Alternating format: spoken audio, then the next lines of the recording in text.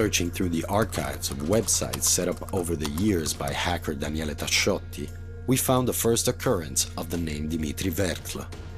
Though spelled slightly differently, the name was published on the website of a UK company called DGF Service Limited in late 2014.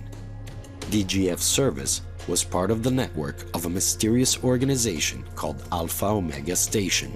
Its strange manifesto, published in 2014, announced the imminent coming of a new world order. Among other ramblings, AOS claimed to control assets within the Federal Reserve System and at the BIS, the Bank for International Settlements, an umbrella organization for central banks. The leader of AOS, we learned, was a Russian man called Vladimir Ivanovich Kobzar. According to background checks run by Italian authorities during a 2014 securities fraud investigation, Vladimir Kobzar had previously been at the center of a number of scams involving fake securities. We wrote to Kobzar, who now seems to reside in the United States, to ask him about Alpha Omega Station. Not for the first time in this investigation, we had a less than clear reply. Kobzar simply told us to look for a man called Daniele Palla, a former commodities broker who could explain the matter to us. Nel mio trascorso e nei contatti che ci sono stati nei confronti di quella cosa lì, ho trovato una figura che si chiama Kobzar, che ha pacchi di carta a forma di certificati, a forma di cose similari a quelle che fa vedere fuori il contesto. Ma questa roba quando lei l'ha vista le è sembrata, diciamo, tarocca o sembravano delle cose reali? Non ho mai fatto delle due diligence, c'erano delle cose che a colpo d'occhio potevano anche sembrare reali, cioè non è tanto l'aspetto estetico della cosa quanto il fatto di fare poi delle verifiche concrete, no? According to files from the 2014 investigation on Vladimir Kobzar and others, in 2009, the Russian forger enlisted hacker Daniele Tasciotti and broker Daniele Palla in his team. In an exchange of emails found in the police files, the latter two discussed the steps to be taken to activate a system of accounts in anticipation of a meeting with Vladimir Kobzar himself. Che cos'è questo sistema? Che È una cos'è questa è Alpha Omega Station? Di che cosa si tratta? È una cosa che va in capo a Kobzar e è una cosa dalla quale io ho preso le distanze. Daniele Palla refused to explain further what the system of accounts was all about. The only other person who could answer our questions was the hacker himself, Daniele Tasciotti. We found an address for his family in a small town near Rome and went to look for him. Sì, pronto? Sì? Salve, stavo cercando Daniele. Guarda, Daniele non abita più qui.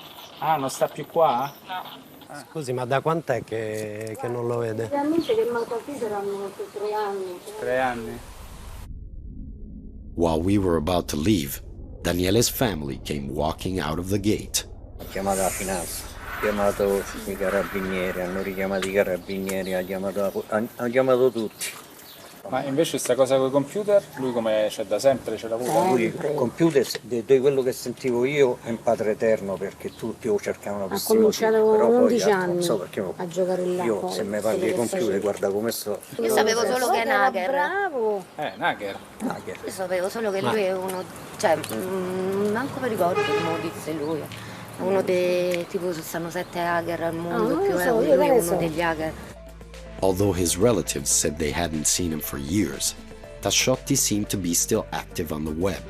Through a search in the internet registry Whois, we managed to find his fiance's address.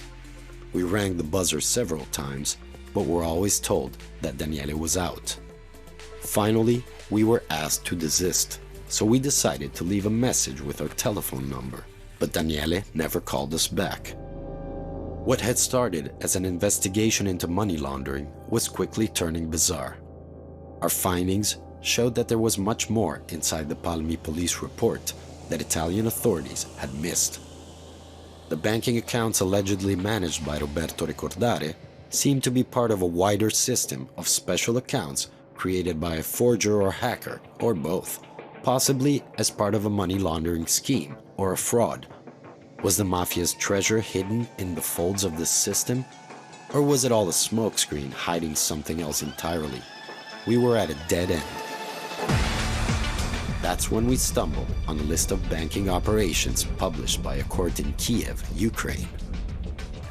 One of the operations in the list matched to the letter one of the transactions the Italian police had overheard Roberto Ricordare discussing.